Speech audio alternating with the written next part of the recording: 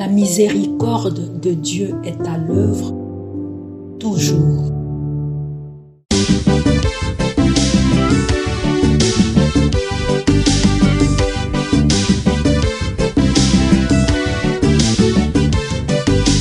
Biblia, buku ya bomboy, buku ya bwanyae, emayele, ekokolisa boya bibwa biso.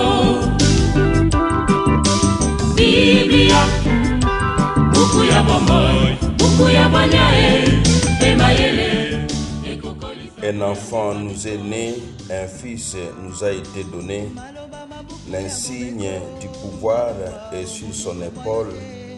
On l'appelle messager de Dieu. Au nom du Père et du Fils et du Saint-Esprit.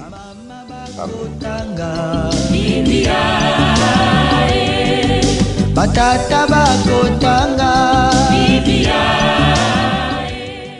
Bien, chers frères et sœurs dans le Christ, bonjour. Ce mardi 31 décembre, dans l'octave de la Nativité, notre mère l'Église nous propose en méditation ces deux textes. La première lecture est tirée de la première lettre de Saint Jean, au chapitre 2, du verset 18 au verset 21. L'évangile, c'est l'extrait de l'évangile de Jésus-Christ selon Saint Jean, au chapitre 1, du verset 1 au verset 18. Prions le Seigneur.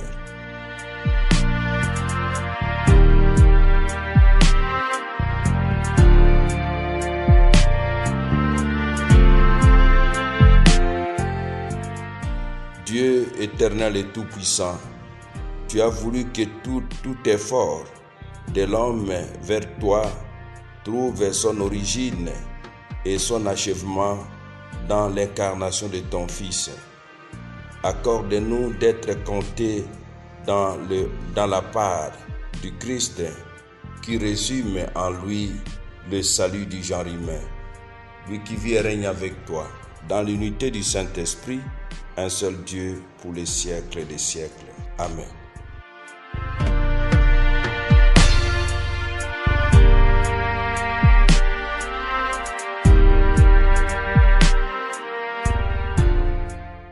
Liturgie de la parole de Dieu. Première lecture. Lecture de la première lettre de Saint Jean. Mes enfants, c'est la dernière heure et comme vous l'avez appris, un antichrist, un adversaire du Christ, doit venir. Or, il y a dès maintenant beaucoup d'antichrists. Nous savons ainsi que c'est la dernière heure. Ils sont sortis de chez nous, mais ils n'étaient pas les nôtres. Ils avaient été des nôtres. S'ils avaient été des nôtres, ils seraient demeurés avec nous. Mais pas un d'entre eux n'est des nôtres, et cela devait être manifesté. Quant à vous, c'est de celui qui est saint que vous tenez l'onction, et vous avez tous la connaissance. Je ne vous ai pas écrit que vous ignorez la vérité, mais que vous la connaissez et que de la vérité ne vient aucun mensonge. Parole du Seigneur, nous rendons grâce à Dieu.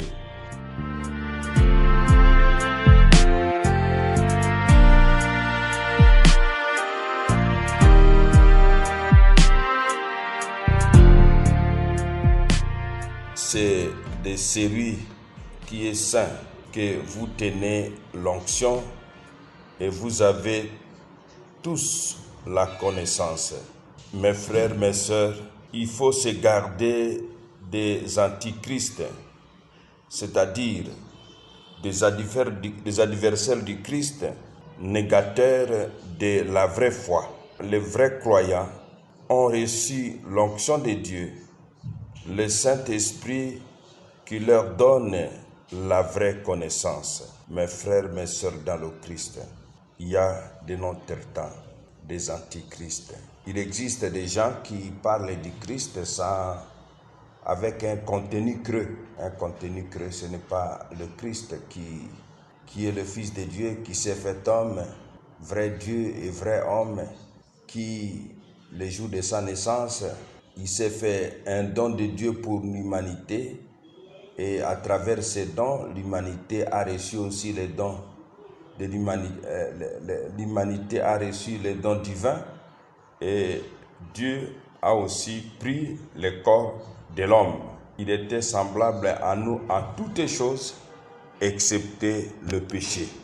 Alors faisons attention à des courants de pensée des gens aux apparences trop chrétiennes, aux spiritualités trop tapageuses. Ils parlent du Christ, mais ce n'est pas le Christ, notre Christ, qui est mort sur la croix et qui a assumé notre humanité. Évangile de Jésus-Christ selon Saint Jean. Oui, avant de lire l'évangile, revenons aux antichrists. Parmi les indices, les indicateurs des antichrists, vous allez voir les personnes s'apprendre au sacrement, s'apprendre au sacrement de l'Eucharistie, s'apprendre au sacrement de l'ordre. Quand quelqu'un ignore la médiation salvifique qui se fait au travers le sacrement de l'ordre, au travers le sacrement de l'Eucharistie, ça déjà un signe, ça c'est un indice d'un antichrist.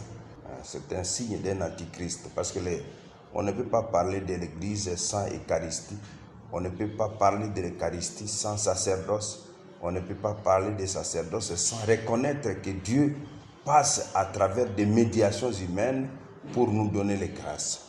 Évangile de Jésus-Christ selon Saint Jean. Au commencement était le Verbe, et le Verbe était auprès de Dieu, et le Verbe était Dieu. Il était au commencement auprès de Dieu. C'est par lui que tout est venu à l'existence. Et rien de ce qui s'est fait ne s'est fait sans lui. En lui était la vie, et la vie était la lumière des hommes. La lumière brille dans les ténèbres, et les ténèbres ne l'ont pas arrêté.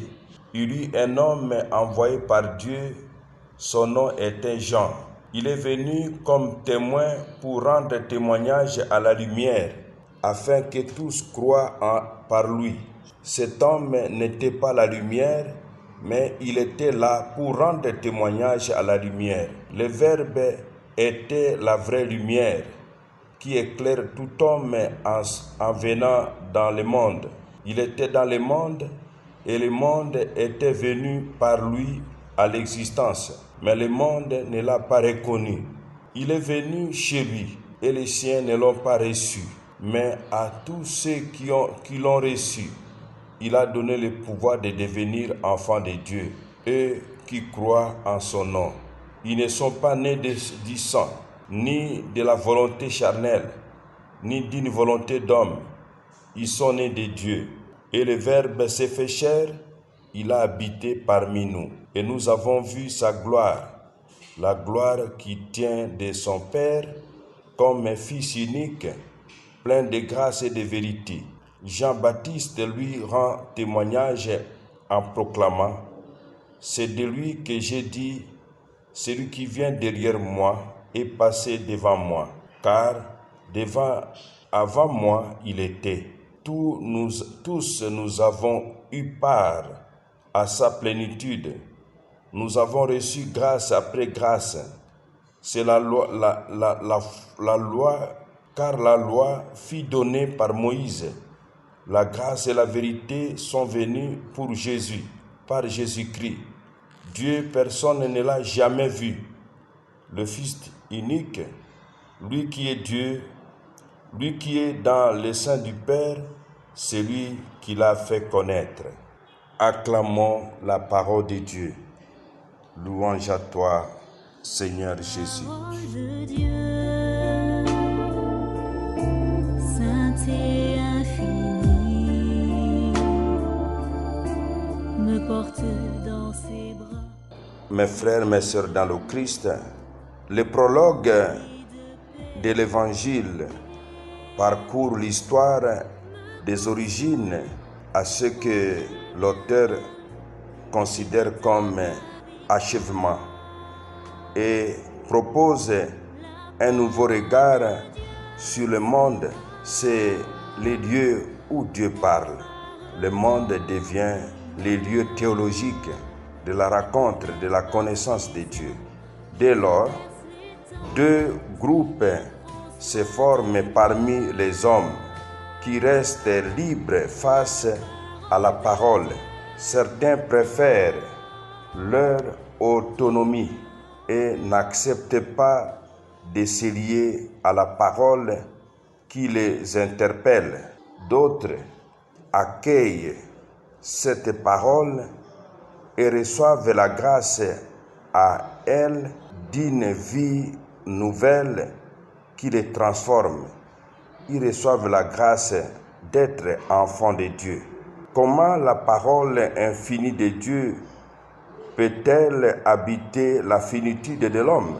Ce mystère continue et constitue le cœur de la révélation chrétienne, venue dans le temps historique pour unir le monde à Dieu.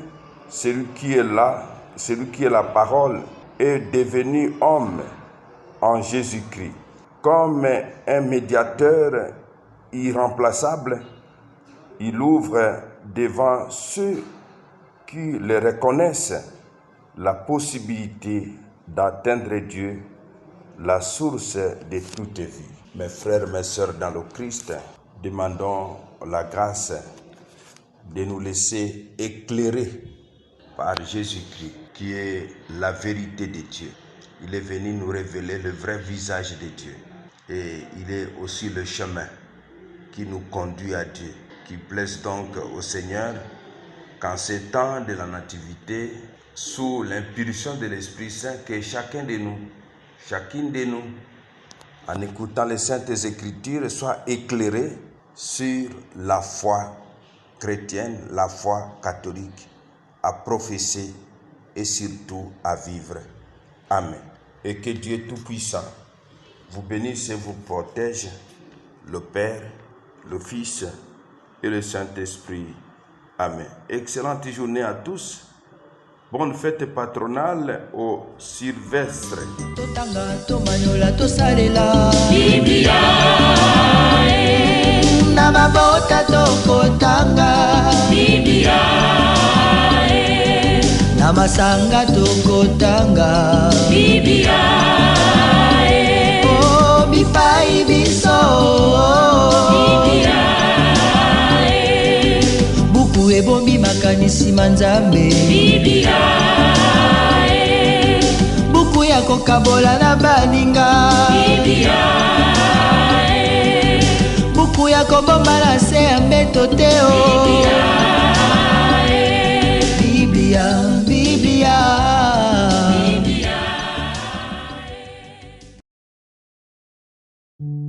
La miséricorde de Dieu est à l'œuvre toujours.